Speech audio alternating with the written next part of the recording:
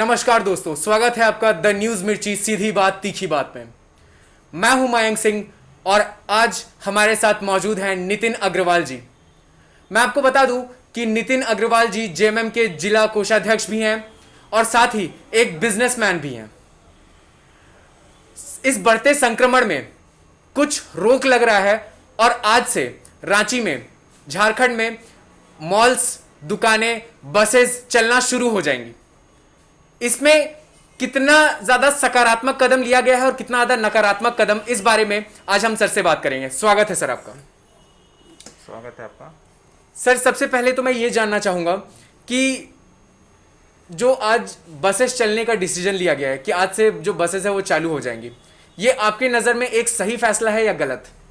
देखिए, सबसे पहले तो एक बीइंग पॉलिटिकल होने के साथ साथ मैं खुद भी बस ऑपरेटर हूँ जी। सबसे बड़ी बात है।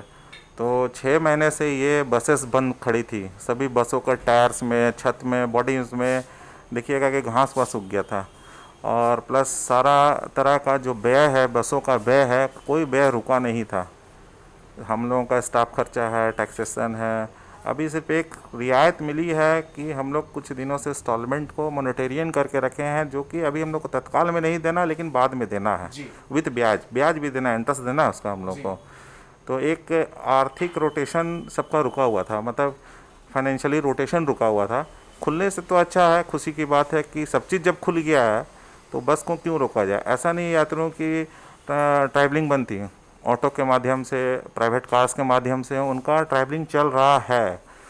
यही था कि एक पैमाना बड़ा हो जाता है, बस में 25 से 40 का ग्रुप्स हो जाता है, और ऑटो में थोड़ा पैमाना या कार्स में पैमाना छोटा हो जाता है, 3 से 5 का हो जाता है। लेकिन सोशल डिस्टेंसिंग के माध्यम से अगर हम इस चीज़ को देखते हैं तो बसों में सोशल डिस्टेंसिंग फिर भी संभव है, जबकि ऑटो में और कार में सोशल डिस्टेंसिंग किसी भी तरह से संभव नहीं है।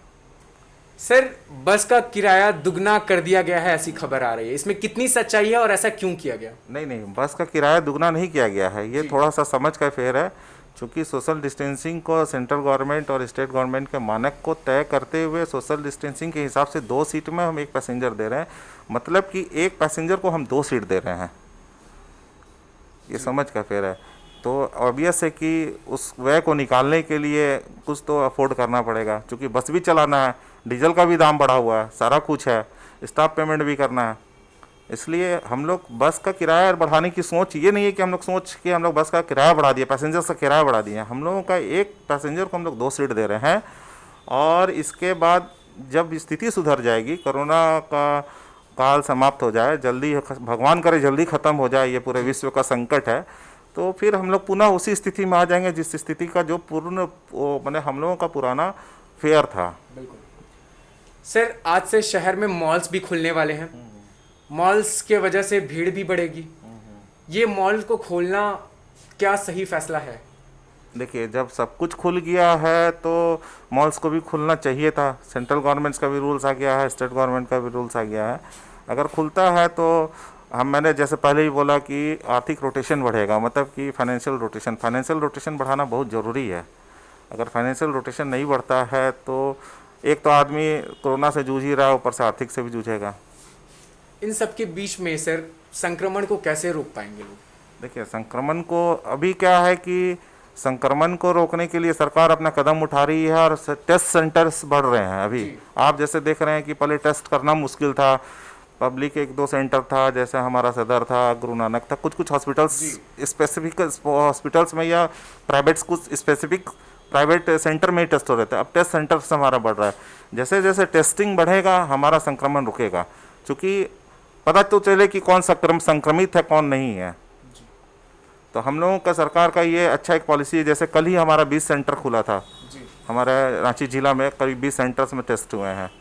तो देखिए, कल का रिपोर्ट भी थोड़ा ज़्यादा, टेस्ट बढ़ा तो रिपोर्ट कल का देखिएगा अचानक से ग्रो किया है। तो ये ज़्यादा अच्छा है कि टेस्ट सेंटर, जितना ज़्यादा टेस्टिंग होगा उतना जल्दी रिपोर्ट आएगा, और लोग उतने जल्दी उतने जिनको रिपोर्ट एक बार आ जाता है कि पॉजिटिव है, वो नहीं चाहते हुए भी उनको क्वारंटाइन होना ही होना है हर हालत में। जब वो क्वारंटाइन रहेंगे, पॉजिटिव आदमी क्वारंटाइन रहेंगे, तो ऑब्वियस है कि आपका संक्रमण रुकेगा।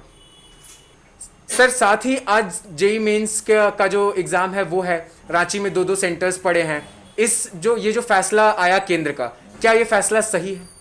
देखिए केंद्र का एग्ज़ाम लेना तो सही है, चलिए ले रहे हैं, लेकिन जब एग्ज़ाम को 4 महीने टाला गया था या 3 महीने टाला गया था एग्ज़ाम को, या कोविड के समय एग्ज़ाम को टाल दिया गया, तो 2 महीना और इसको टाल दिया ज़्यादा तो हो सकता है कि थोड़ा सा उचित होता। कारण इसका ये है कि सारी दुनिया को पता है कि वैक्सीन पे टेस्ट चल रहा है और नियर अबाउट फ्यूचर में 2 महीने के अंदर या 3 महीने के अंदर में वैक्सीन उपलब्ध हो ही जाएगा। तो जब इतने दिन बर्दाश्त कर चुके थे, तो हमारे सरकार का ये बोलना था कि कुछ दिन इसको और बर्दाश्त करके, ये हम लोग विरोध नहीं था हमारी सरकार का कि हम लोग टेस्ट या परीक्षा ना लें, क्योंकि उनकी तैयारी कंप्लीट हो चुकी है। अब जो कंप्लीट तैयारी कर चुका और आप उसके ऊपर टेस्ट डाल दीजिएगा कि नहीं आपको लेना ही है, तो देने आएगा ही। आज से ही बस खुला, आज से ही एग्ज़ाम शुरू हुआ। अब किसी को कल की प्लानिंग तो नहीं पता कि कल से बस एकदम चालू हो जाएगी, किस पॉइंट से शुरू होगी, किस पॉइंट पे बंद होगी बस जाके। प्लस होटल्स आज खुलेंगे तो होटल्स का भी बहुत सारा नॉर्म्स है, कानून उनको दिया गया है। तो ये सब चीज़ है कि विरोध तो नहीं था, लेकिन अब खुला है तो एग्ज़ाम होगा। लेकिन अगर ये ज़्यादा उचित होता कि कुछ दिन और इसको टाला जा सकता था, क्योंकि सबको हम लोग वैक्सीन की उम्मीद में बैठे हैं और वैक्सीन आना तय है। सर, जेएमएम सरकार एक तरह से नहीं चाहती थी कि फिलहाल ये एग्जाम हो, लेकिन हो रहा है। अगर कल को कोई भी बच्चा संक्रमित होता है या फिर संक्रमण की वजह से किसी भी तरीके का जान का माल का नुकसान होता है, तो जेएमएम सरकार क्या कदम उठाएगी? देखिए, ये तो सरासर केंद्र का थोपा हुआ एग्ज़ाम है और तत्काल केंद्र सरकार के प्रेशर पे ही एग्ज़ाम लिया जा रहा है। और जहाँ तक बात है कि जेएमएम सरकार, ये एक हत्या का आरोप लगेगा। अगर कोई संक्रमित होकर कोई किन्हीं का खुदा ना खास्ता डेथ हो जाए, भगवान ना करे कोई मर जाए, तो एक सीधा सीधी एक हत्या का आरोप बनता है। ये ज़बरदस्ती मतलब कि ढकेला गया बोल के, क्योंकि मजबूरी है, छात्र हैं, मजबूरी है, एग्ज़ाम देना है। सर, एक आखिरी सवाल, जो फाइनल ईयर के स्टूडेंट्स हैं ऐसे ग्रेजुएशन में या फिर पोस्ट ग्रेजुएशन में, तो उन स्टूडेंट का पढ़ाई पूरी तरीके से रुक गया है, उनके लिए क्या कदम उठा रही है जेएमएम? देखिए, ये तो अभी 0 वर्ष माना गया है इसको। अब कोविड-19 का ख़त्म होने दीजिए, बहुत सारी बातों पे विचार चल रहा है। स्टेट गवर्नमेंट कैसा डिसीजन लेती है, लेने के बाद में जो होगा वो आप लोग को सब समझ आ जाएगा। तो दोस्तों, ये थे हमारे साथ नितिन अग्रवाल जी, जिन्होंने अपना हर एक चीज़ों को लेकर के सकारात्मक और नकारात्मक पक्ष रखा। लेकिन फिलहाल ज़रूरी यह है कि इस महामारी में हम सकारात्मकता को लेकर के आगे बढ़ें, अपनी सरकार का सहायता करें और उसके साथ जल्द से जल्द कोशिश करें कि इस कोविड-19 की महामारी को हरा सकें। ये थे मयंक सिंह, द न्यूज़ मिर्ची, रांची। धन्यवाद। ऐसे ही सीधी और तीखी न्यूज के लिए YouTube पे जाकर के द न्यूज़ मिर्ची चैनल को सब्सक्राइब करें और लेटेस्ट अपडेट के लिए बेल आइकन को दबाना बिल्कुल ना भूलें।